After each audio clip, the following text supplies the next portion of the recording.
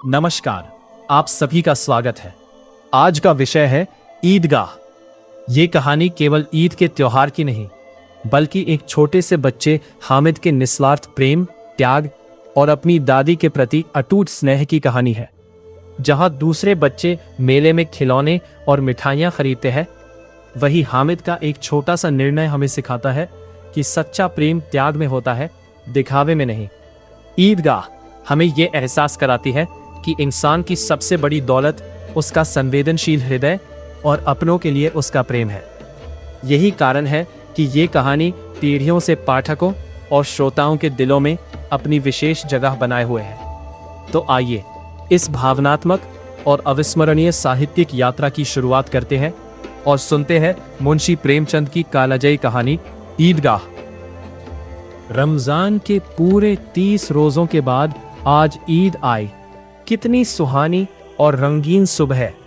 बच्चे की तरह पुरतबस्सुम दरख्तों पर कुछ अजीब हरियावल है, खेतों में कुछ अजीब रौनक है, आसमान पर कुछ अजीब फिजा है। आज का आफताब देख कितना प्यारा है, गोया दुनिया को ईद की खुशी पर मुबारकबाद दे रहा है। गांव में कितनी चहल पहल है, ईदगाह जाने की धूम है। किसी के कुर्ते में बटन नहीं है तो सुई तागा लेने दौड़े जा रहा है। किसी के जूते सख्त हो गए हैं, उसे तेल और पानी से नरम कर रहा है। जल्दी जल्दी बैलों को सानी पानी दे दे। ईदगाह से लौटते लौटते दोपहर हो जाएगी।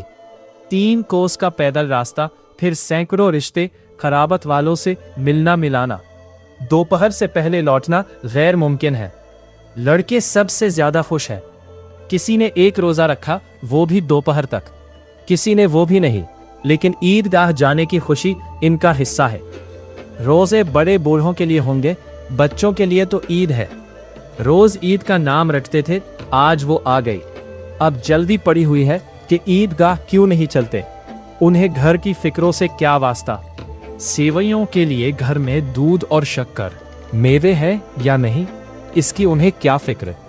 वो क्या जाने अब्बा क्यों बदहवास गांव के महाजन चौधरी कासिम अली के घर दौड़े जा रहे हैं। उनकी अपनी जेबों में तो कारून का खजाना रखा हुआ है।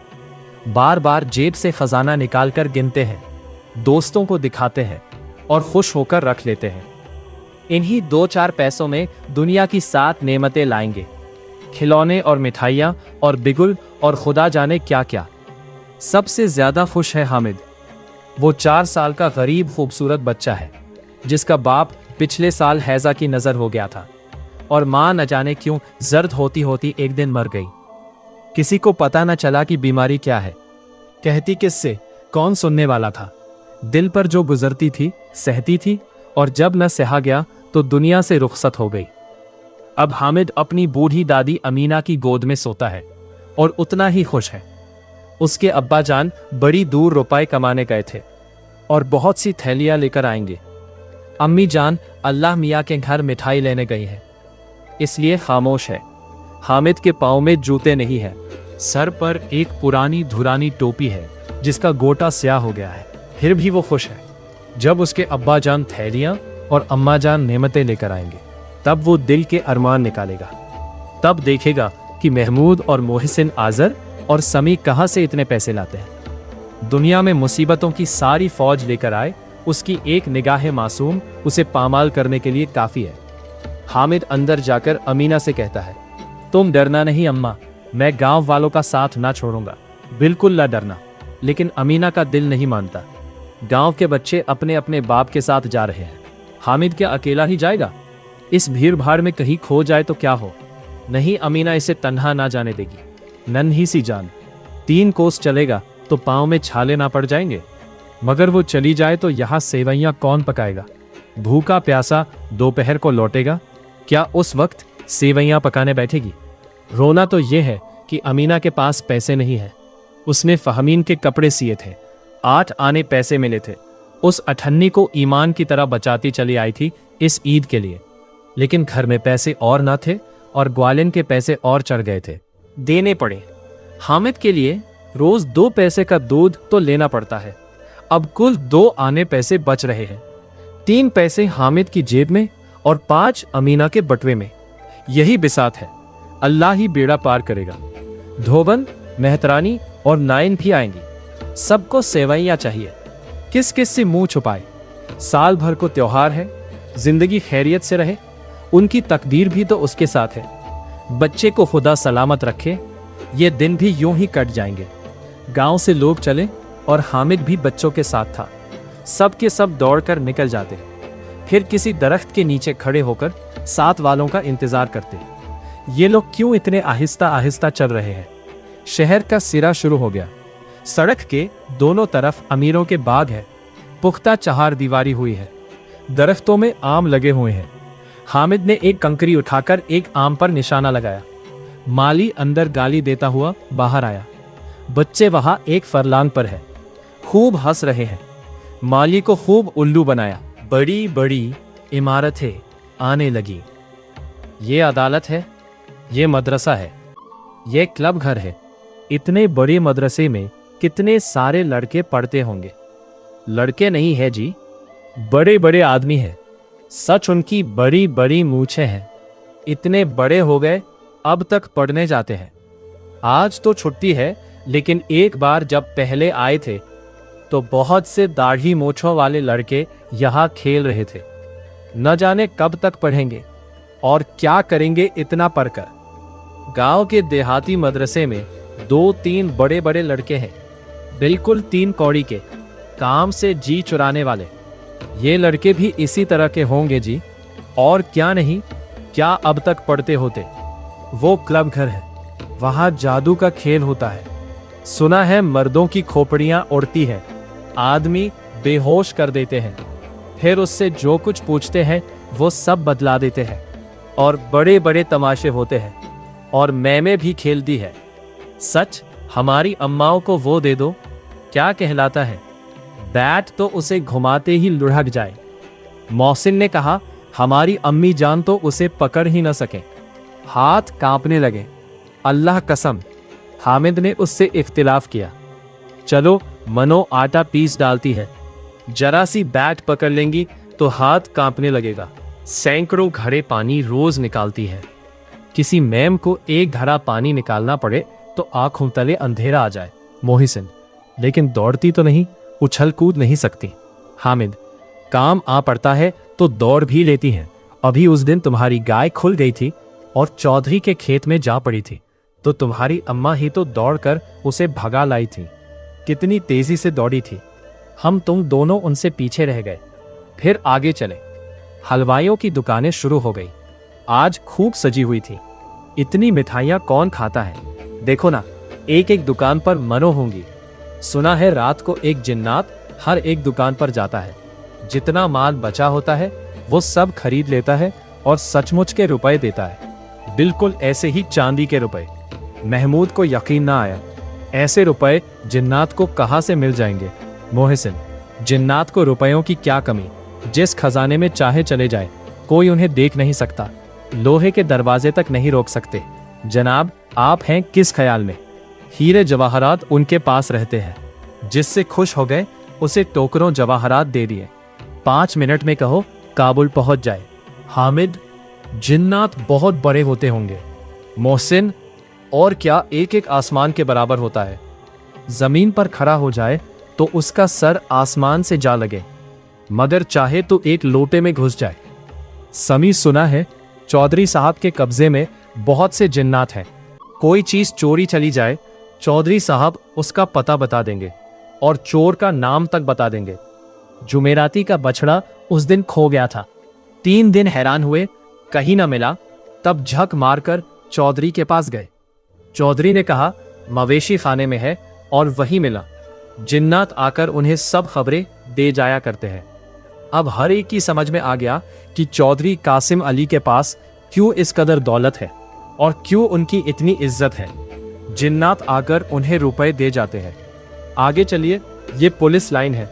यहाँ पुलिस वाले कवायद करते हैं। राइट, लिप, फार्म, फो। नूरी ने तस्हीह की।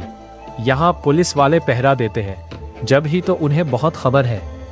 अजी हजरत, ये लोग चोरियां करते हैं। शहर के जितने चोर डाकू हैं, सब उनसे मिले रहते हैं। रात को सब एक मोहल्ले में चोरों से कहते हैं, और दूसरे मोहल्ले में पुकारते हैं, जागते रहो। मेरे मामू साहब एक थाने में सिपाही हैं, 20 रुपए महीना पाते हैं, लेकिन थैलियां भर भर घर भेजते हैं। मैंने एक बार पूछा था, मामू आप इतना रुपए लाते कहाँ से हैं? हंसकर कहने लगे, बेटा अल्लाह देता है। फिर आप बोले, हम चाहे तो एक ही दिन में लाखों बार रुपए मार लाए। हम तो उतना ही लेते हैं जिसमें अपनी बदनामी न हो और नौकरी बनी रहे। हामिद ने ताज्जुब से पूछा, ये लोग चोरी कराते हैं तो इन्हें कोई पकड़ता नहीं? नूरी ने उसकी पोता फहमी पर रहम खाकर कहा, अरे अहमक, उन्हें कौन पकड़ेगा? पकड़ने वाले तो ये खुद है, लेकिन अल्लाह उन्हें सजा भी खूब देता है। थोड़े दिन हुए, मामू के घर में आग लग गई। सारा माल मता जल गया, एक बर्तन तक न बचा। कई दिन तक दरख्त के साये के नीचे सोए। अल्लाह कसम, फिर न जाने कहां से कर्ज लाए तो बर्तन भांडे आए। बस्ती घनी होने लगी। ईदगाह जाने वालों के मजमे नजर आने लगे, एक से एक जर्क बर्क पोशाक पहने हुए। कोई तांगे पर सवार, कोई मोटर पर चलते थे, तो कपड़ों से इत्र की खुशबू उड़ती थी। दहकानों की ये मुख्तसर सी टोली अपनी बेसरो सामानी से बेहिस, अपनी खस्ता हाली में मगर साबिर व शाकिर चली जाती थी। जिस चीज की तरफ ताकते ताकते रह जाते और पीछे से बार बार हॉर्न की आवाज होने पर भी खबर न होती थी। मोहसिन तो मोटर के नीचे जाते जाते बचा। वो ईदगाह नजर आई। जमात शुरू हो गई है। ऊपर इमली के घने दरख्तों का साया है, नीचे खुला हुआ पुख्ता फर्श है जिस पर जाजिम बिछा हुआ है, और नमाजियों की कतारें एक के पीछे दूसरे खुदा जाने कहाँ तक चली गई हैं। पुख्ता फर्श के नीचे जाजिम भी नहीं। कई कतारें खड़ी है जो आते जाते हैं, पीछे खड़े होते जाते हैं। आगे अब जगह नहीं रही। यहाँ कोई रुतबा और ओहदा नहीं देखता। इस्लाम की निगाह में सब बराबर है। दहकानों ने भी वजू किया और जमात में शामिल हो गए। कितनी बाकायदा मुनज़्ज़म जमात है। लाखों आदमी एक साथ झुकते हैं, एक साथ दो जानू बैठ जाते हैं, और ये अमल बार बार होता है। ऐसा मालूम हो रहा है गोया बिजली की लाखों बत्तियां एक साथ रोशन हो जाए और एक साथ बुझ जाए। कितना पुर एहतराम रौब अंगेज नज़ारा है, जिसकी हम आहंगी और वुसअत और तादाद दिलों पर एक विजदानी कैफियत पैदा कर देती है। गोया उखुवत का रिश्ता इन तमाम रूहों को मुंसलिक किए हुए है। नमाज खत्म हो गई है, लोग बाहम गले मिल रहे हैं। कुछ लोग मोहताजों और साइलों को खैरात कर रहे हैं, जो आज यहाँ हजारों जमा हो गए हैं। हमारे दहकानों ने मिठाई और खिलौनों की दुकानों पर यूरिश की। बूढ़े भी इन दिलचस्पियों में बच्चों से कम नहीं है। ये देखो, हिंडोला है, 1 पैसा देकर आसमान पर जाते मालूम होंगे, कभी जमीन पर गिरते हैं। ये चरखी है, लकड़ी के घोड़े, ऊंट, हाथी झड़ों से लटके हुए हैं। 1 पैसा देकर बैठ जाओ और 25 चक्करों का मजा लो। महमूद और मोहसिन दोनों हिंडोले पर बैठे हैं, आजर और समी घोड़ों पर। उनके बुजुर्ग इतने ही तिफलाना इश्तियाक से चरखी पर बैठे हैं। हामिद दूर खड़ा है, 3 ही पैसे तो उसके पास है। जरा सा चक्कर खाने के लिए वो अपने खजाने का सुलुस नहीं सर्व कर सकता। मोहसिन का बाप बार बार उसे चरखी पर बुलाता है, लेकिन वो राजी नहीं होता। बूढ़े कहते हैं, इस लड़के में अभी से अपना पराया आ गया है। हामिद सोचता है, क्यों किसी का एहसान लूं? उसरत ने उसे जरूरत से ज्यादा ज़की उल हिस्स बना दिया है। सब लोग चरखी से उतरते हैं। खिलौनों की खरीद शुरू होती है। सिपाही और गुजरिया और राजा रानी और वकील और धोबी और भिस्ती बेइम्तियाज रान से रान मिलाए बैठे हैं। धोबी राजा रानी की बगल में है और भिस्ती वकील साहब की बगल में। वाह, कितने खूबसूरत, बोला ही चाहते हैं। महमूद सिपाही पर लट्टू हो जाता है। खाकी वर्दी और पगड़ी लाल, कंधे पर बंदूक, मालूम होता है अभी कवायद के लिए चला आ रहा है। मोहसिन को भिस्ती पसंद आया। कमर झुकी हुई है, उस पर मश्क का दहाना एक हाथ से पकड़े हुए है, दूसरे हाथ में रस्सी है। कितना बशाश चेहरा है, शायद कोई गीत गा रहा है। मश्क से पानी टपकता हुआ मालूम होता है। नूरी को वकील से मुनासिबत है। कितनी आलिमाना सूरत है, सियाह चुगा, नीचे सफेद अचकन, अचकन के सीने की जेब में सुनहरी जंजीर, एक हाथ में कानून की किताब लिए हुए है। मालूम होता है अभी किसी अदालत से जिरह या बहस करके चले आ रहे हैं। ये सब 2-2 पैसे के खिलौने हैं। हामिद के पास कुल 3 पैसे हैं। अगर 2 का एक खिलौना ले ले तो फिर और क्या लेगा? नहीं, खिलौने फजूल है।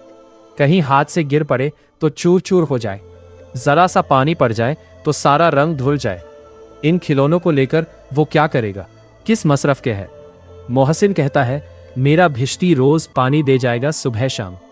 नूरी बोली और मेरा वकील रोज मुकदमे लड़ेगा और रोज रुपए लाएगा। हामिद खिलौनों की मजम्मत करता है। मिट्टी के ही तो हैं, गिरे तो चकनाचूर हो जाए। लेकिन हर चीज को ललचाई हुई नजरों से देख रहा है और चाहता है कि जरा देर के लिए उन्हें हाथ में ले सकता। ये बिसाती की दुकान है, तरह तरह की जरूरी चीजें। एक चादर बिछी हुई है, दोस्तों गेंद, सीटियां, बिगुल, भंवरे, रबर के खिलौने और हजारों चीजें। मोहसिन एक सीटी लेता है, महमूद गेंद, नूरी रबड़ का बुत जो चू चू करता है और समी एक खंजरी। उसे वो बजा बजा कर गाएगा। हामिद खड़ा हर एक को हसरत से देख रहा है। जब उसका रफीक कोई चीज खरीद लेता है तो वो बड़े इश्तियाक से एक बार उसे हाथ में लेकर देखने लगता है। लेकिन लड़के इतने दोस्त नवाज नहीं होते, खासकर जबकि अभी दिलचस्पी ताजा है। बेचारा यूं ही मायूस होकर रह जाता है। खिलौनों के बाद मिठाइयों का नंबर आया। किसी ने रेवड़ियां ली है, किसी ने गुलाब जामुन, किसी ने सोहन हलवा। मजे से खा रहे हैं। हामिद उनकी बिरादरी से खारिज है। कमबख्त की जेब में 3 पैसे तो है, क्यों नहीं कुछ लेकर खाता? हरीस निगाहों से सबकी तरफ देखता है। मोहसिन ने कहा, हामिद ये रेवड़ी ले जा, कितनी खुशबूदार है। हामिद समझ गया ये महज शरारत है। मोहसिन इतना फैयाज तब ना था, फिर भी वो उसके पास गया। मोहसिन ने दोने से 2-3 रेवड़ियां निकाली, हामिद की तरफ बढ़ाई। हामिद ने हाथ फैलाया, मोहसिन ने हाथ खींच लिया और रेवड़ियां अपने मुंह में रख ली। महमूद और नूरी और समी खूब तालियां बजा बजाकर हंसने लगे। हामिद खिसयाना हो गया। मोहसिन ने कहा, अच्छा अब जरूर देंगे, ये ले जाओ, अल्लाह कसम। हामिद ने कहा, रखिए रखिए, क्या मेरे पास पैसे नहीं है? समी बोला, 3 ही पैसे तो है, क्या क्या लोगे? महमूद बोला, तुम इससे मत बोलो। हामिद मेरे पास आओ, ये गुलाब जामुन ले लो। हामिद मिठाई कौन सी बड़ी नेमत है, किताब में उसकी बुराइयां लिखी है। मोहसिन, लेकिन जी में कह रहे होगे कि कुछ मिल जाए तो खा लें, अपने पैसे क्यों नहीं निकालते? महमूद, इसकी होशियारी मैं समझता हूं। जब हमारे सारे पैसे खर्च हो जाएंगे तब ये मिठाई लेगा और हमें चिढ़ा चिढ़ा कर खाएगा। हलवाइयों की दुकानों के आगे कुछ दुकानें लोहे की चीजों की थीं, कुछ गलत और मुलम्मा के जेवरात की। लड़कों के लिए यहां दिलचस्पी का कोई सामान नहीं था। हामिद लोहे की दुकान पर एक लम्हे के लिए रुक गया। दस्तपनाह रखे हुए थे, वो दस्तपनाह खरीद लेगा। माँ के पास दस्तपनाह नहीं है, तवे से रोटियां उतारती है तो हाथ जल जाता है। अगर वो दस्तपनाह ले जाकर अम्मा को दे दे तो वो कितनी खुश होंगी। फिर उनकी उंगलियां कभी नहीं जलेंगी, घर में एक काम की चीज हो जाएगी। खिलौनों से क्या फायदा, मुफ्त में पैसे खराब होते हैं। जरा देर ही तो खुशी होती है, फिर तो उन्हें कोई आंख उठाकर कभी नहीं देखता। या तो घर पहुंचते पहुंचते टूट फूट कर बर्बाद हो जाएंगे, या छोटे बच्चे जो ईदगाह नहीं जा सकते हैं जिद करके ले लेंगे और तोड़ डालेंगे। दस्त पनाह कितने फायदे की चीज है। रोटियां तवे से उतार लो, चूल्हे से आग निकाल कर दे दो। अम्मा को फुर्सत कहाँ है, बाजार आए और इतने पैसे कहाँ मिलते हैं। रोज हाथ जला लेती हैं, उसके साथ ही आगे बढ़ गए हैं। सबील पर सबके सब पानी पी रहे हैं, कितने लालची हैं। सब ने इतनी मिठाइयाँ ली, किसी ने मुझे एक भी न दी। इस पर कहते हैं मेरे साथ खेलो, मेरी तख्ती धो लाओ। अब अगर यहाँ मोहसिन ने कोई काम करने को कहा तो खबर लूंगा। खाए मिठाई, आप ही मुंह सड़ेगा, फोड़े फूसियां निकलेंगी, आप ही जबान चटोरी हो जाएगी। तब पैसे चुराएंगे और मार खाएंगे। मेरी जबान क्यों खराब होगी। उसने फिर सोचा, अम्मा दस्तपनाह देखते ही दौड़कर मेरे हाथ से ले लेंगी और कहेंगी, मेरा बेटा अपनी माँ के लिए दस्तपनाह लाया है, हजारों दुआएं देंगी। फिर उसे पड़ोसियों को दिखाएंगी। सारे गांव में वाह वाह मच जाएगी। उन लोगों के खिलौनों पर कौन उन्हें दुआएं देगा? बुजुर्गों की दुआएं सीधी खुदा की दरगाह में पहुंचती है और फौरन कबूल होती है। मेरे पास बहुत से पैसे नहीं है। जब ही तो मोहसिन और महमूद यूं मिजाज दिखाते हैं। मैं भी उनको मिजाज दिखाऊंगा। वो खिलौने खेले, मिठाइयाँ खाए, मैं गरीब सही, किसी से कुछ मांगने तो नहीं जाता। आखिर अब्बा कभी ना कभी आएंगे ही। फिर उन लोगों से पूछूंगा कितने खिलौने लोगे। एक एक को एक टोकरी दूं और दिखा दूं कि दोस्तों के साथ इस तरह सलूक किया जाता है। जितने गरीब लड़के हैं सबको अच्छे अच्छे कुर्ते दिलवा दूंगा और किताबें दे दूंगा। ये नहीं कि 1 पैसे की रेवड़ियां लें तो चिढ़ा चिढ़ा कर खाने लगे। 10 पनाह देखकर सबके सब हंसेंगे। अहमक तो है ही सब। उसने डरते डरते दुकानदार से पूछा, ये 10 पनाह बेचोगे? दुकानदार ने उसकी तरफ देखा और साथ कोई आदमी न देखकर कहा, वो तुम्हारे काम का नहीं है। बिकाऊ है या नहीं? बिकाऊ है जी। और यहां क्यों लाद कर लाए हैं? तो बतलाते क्यों नहीं? कै पैसे का दोगे?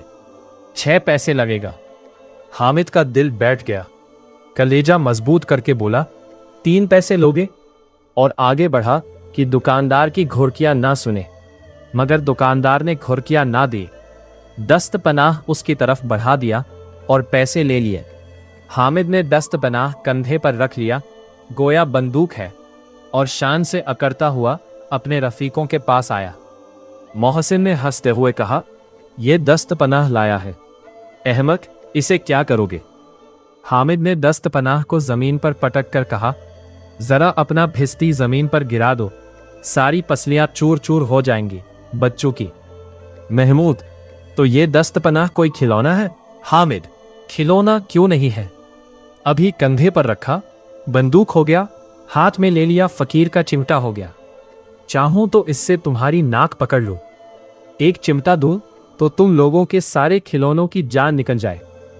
तुम्हारे खिलौने कितना ही जोर लगाए, इसका बाल बाका नहीं कर सकते। मेरा बहादुर शेर है ये दस्त पनाह। समी मुतासिर होकर बोला, मेरी खंजरी से बदलोगे? 2 आने की है। हामिद ने खंजरी की तरफ हिकारत से देखकर कहा, मेरा दस्त पनाह चाहे तो तुम्हारी खंजरी का पेट फाड़ डाले। बस एक चमड़े की झिल्ली लगा दी, ढब ढब बोलने लगी। जरा सा पानी लगे तो खत्म हो जाए। मेरा बहादुर दस्त पनाह तो आग में, पानी में, आंधी में, तूफान में बराबर डटा रहेगा। मेला बहुत दूर पीछे छूट चुका था। 10 बज रहे थे। घर पहुंचने की जल्दी थी। अब दस्त पनाह नहीं मिल सकता था। अब किसी के पास पैसे भी तो नहीं रहे। हामिद है बड़ा होशियार। अब 2 फरीक हो गए, महमूद, मोहसिन और नूरी एक तरफ, हामिद तन्हा दूसरी तरफ। समी गैर जानिबदार है, जिसकी फत देखेगा उसकी तरफ हो जाएगा। मुनाजरा शुरू हो गया। आज हामिद की जबान बड़ी सफाई से चल रही है। इत्तेहाद सलासा उसके जारहाना अमन से परेशान हो रहा है। सलासा के पास तादाद की ताकत है, हामिद के पास हक और अखलाक। एक तरफ मिट्टी, रबड़ और लकड़ी की चीजें, दूसरी जानिब अकेला लोहा जो उस वक्त अपने आप को फाउलाद कह रहा है। वो सफ शिकन है। अगर कहीं शेर की आवाज कान में आ जाए तो मियाँ भिश्ती के औसान खता हो जाए। मियाँ सिपाही मटकी बंदूक छोड़कर भागे। वकील साहब का सारा कानून पेट में समा जाए, चुखे में मुंह में छुपाकर लेट जाए। मगर बहादुर ये रुस्तम हिंद लपक कर शेर की गर्दन पर सवार हो जाएगा और उसकी आंखें निकाल लेगा। मोहसिन ने एड़ी चोटी का जोर लगाकर कहा, अच्छा, तुम्हारा दस्त पनाह पानी तो नहीं भर सकता। हामिद ने दस्त पनाह को सीधा करके कहा कि ये भिश्ती को एक डांट पिलाएगा तो दौरा हुआ पानी लाकर उसके दरवाजे पर छिड़कने लगेगा। जनाब, इससे चाहे घड़े मटके और कूंडे भर लो। मोहसिन का नातिका बंद हो गया। नूरी ने कुमुक पहुंचाई, बच्चा गिरफ्तार हो जाए तो अदालत में बंधे बंधे फिरेंगे, तब तो हमारे वकील साहब ही पैरवी करेंगे। बोलिए जनाब। हामिद के पास इस वार का दफैया इतना आसान ना था। दफतन उसने जरा मोहलत पा जाने के इरादे से पूछा, इसे पकड़ने कौन आएगा? महमूद ने कहा, यह सिपाही बंदूक वाला। हामिद ने मुंह चिढ़ाकर कहा, ये बेचारे इस रुस्तम हिंद को पकड़ लेंगे। अच्छा लाओ अभी जरा मुकाबला हो जाए। उसकी सूरत देखते ही बच्चे की मां मर जाएगी, पकड़ेंगे क्या बेचारे। मोहसिन ने ताजा दम होकर वार किया, तुम्हारे दस्त पनाह का मुंह रोज आग में जला करेगा। हामिद के पास जवाब तैयार था, आग में बहादुर कूदते हैं जनाब। तुम्हारे ये वकील और सिपाही और भिश्ती डरपोक है, सब घर में घुस जाएंगे। आग में कूदना वो काम है जो रुस्तम ही कर सकता है। नूरी ने इंतहाई जिद्दत से काम लिया, तुम्हारा दस्त पनाह बावर्ची खाने में जमीन पर पड़ा रहेगा। मेरा वकील शान से मेज कुर्सी लगाकर बैठेगा। इस जुमले ने मुर्दों में भी जान डाल दी। समी भी जीत गया। बेशक बड़े मार्के की बात कही, दस्त पनाह बावर्ची खाना में पड़ा रहेगा। हामिद ने धांधली की, मेरा दस्त पनाह बावर्ची खाना में रहेगा। वकील साहब कुर्सी पर बैठेंगे तो जाकर उन्हें जमीन पर पटक देगा और सारा कानून उनके पेट में डाल देगा। इस जवाब में बिल्कुल जान न थी, बिल्कुल बेतुकी सी बात थी, लेकिन कानून पेट में डालने वाली बात छा गई। तीनों सूरमा मुंह तकते रह गए। हामिद ने मैदान जीत लिया। गो सलासा के पास अभी गेंद सीटी और बुत रिजर्व थे, मगर इन मशीनगनों के सामने उन बुजदिलों को कौन पूछता है। दस्त पनाह रुस्तम हिंद है, इसमें किसी को चूं चिरा की गुंजाइश नहीं। फातिह को मफतूहों से खुशामद का मिजाज मिलता है। वो हामिद को मिलने लगा और सब ने 3-3 आने खर्च किए और कोई काम की चीज ना ला सके। हामिद ने 3 ही पैसों में रंग जमा लिया। खिलौनों का क्या एतबार, 2-1 दिन में टूट फूट जाएंगे। हामिद का दस्त पनाह तो फातिह रहेगा। हमेशा सुलह की शर्तें तय होने लगी। मोहसिन ने कहा, जरा अपना चिमटा दो, हम भी तो देखें। तुम चाहो तो हमारा वकील देख लो हामिद, हमें इसमें कोई एतराज नहीं है। वो फैयाज तबफाते हैं। दस्त पनाह बारी बारी से महमूद, मोहसिन, नूर और समी सबके हाथों में गया और उनके खिलौने बारी बारी हामिद के हाथ में आए। कितने खूबसूरत खिलौने हैं, मालूम होता है बोला ही चाहते हैं। मगर इन खिलौनों के लिए उन्हें दुआ कौन देगा? कौन इन खिलौनों को देखकर इतना खुश होगा जितना अम्मा जान दस्त पनाह को देखे? उसे अपने तर्ज अमल पर मुतलक पछतावा नहीं है। फिर अब दस्त पनाह तो है और सबका बादशाह। रास्ते में महमूद ने 1 पैसे की तकरिया ली। इसमें हामिद को भी खिराज मिला, हालांकि वो इनकार करता रहा। मोहसिन और समी ने 1-1 पैसे के फालसे लिए। हामिद को खिराज मिला। ये सब रुस्तम हिंद की बरकत थी। 11 बजे सारे गांव में चहल पहल हो गई। मेले वाले आ गए। मोहसिन की छोटी बहन ने दौड़कर भिश्ती उसके हाथ से छीन लिया और मारे खुशी जो उछली तो मियाँ भिश्ती नीचे आ रहे और आलम जावेदानी को सिधारे। इस पर भाई बहन में मारपीट हुई। दोनों खूब रोए। उनकी अम्मा जान ये कोहराम सुनकर और बिगड़ी। दोनों को ऊपर से 2-2 चांटे रसीद किए। मियाँ नूरी के वकील साहब का हश्र इससे भी बदतर हुआ। वकील जमीन पर या ताक पर तो नहीं बैठ सकता, उसकी पोजीशन का लिहाज तो करना ही होगा। दीवार में 2 खूंटियां गाड़ी गईं। उन पर चीड़ का एक पुराना पटरा रखा गया। पटरे पर सुर्ख रंग का एक चीथड़ा बिछा दिया गया जो मंजिला एक कालीन का था। वकील साहब आलम बाला पे जलवा अफरोज हुए। यहीं से कानूनी बहस करेंगे। नूरी एक पंखा लेकर झलने लगी।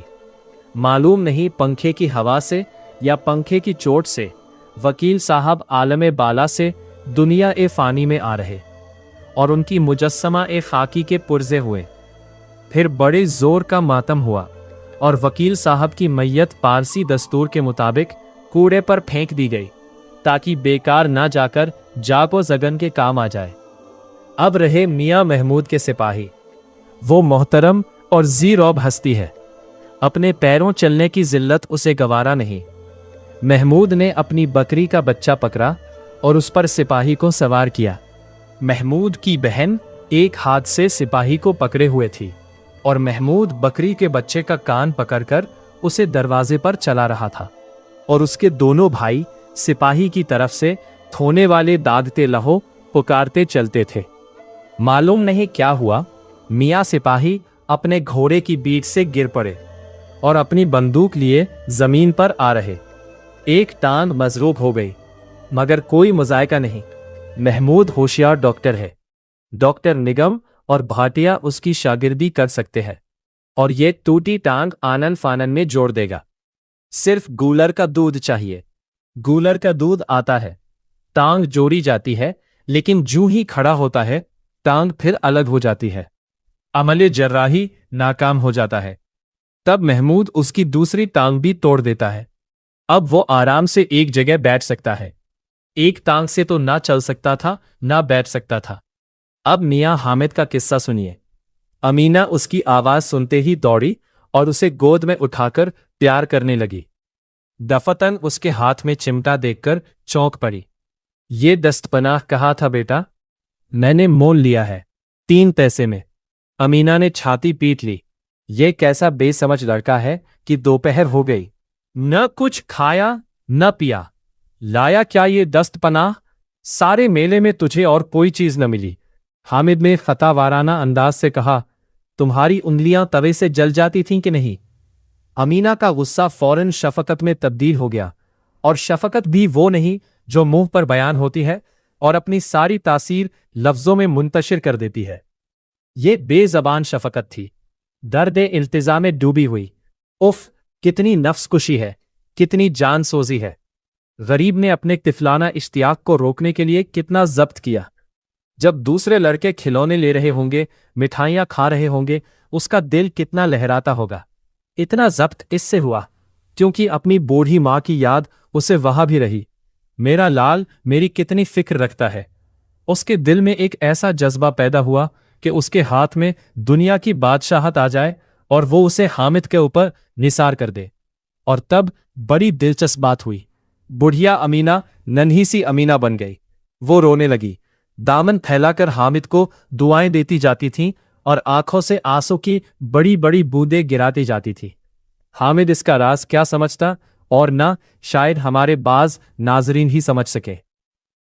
यदि आपको यह ऑडियो पसंद आया हो तो इसे लाइक करें, अपने मित्रों के साथ साझा करें और हिंदी साहित्य तथा भारतीय इतिहास से जुड़े ऐसे ही रोचक ऑडियो के लिए हमारे चैनल को सब्सक्राइब करना न भूलें।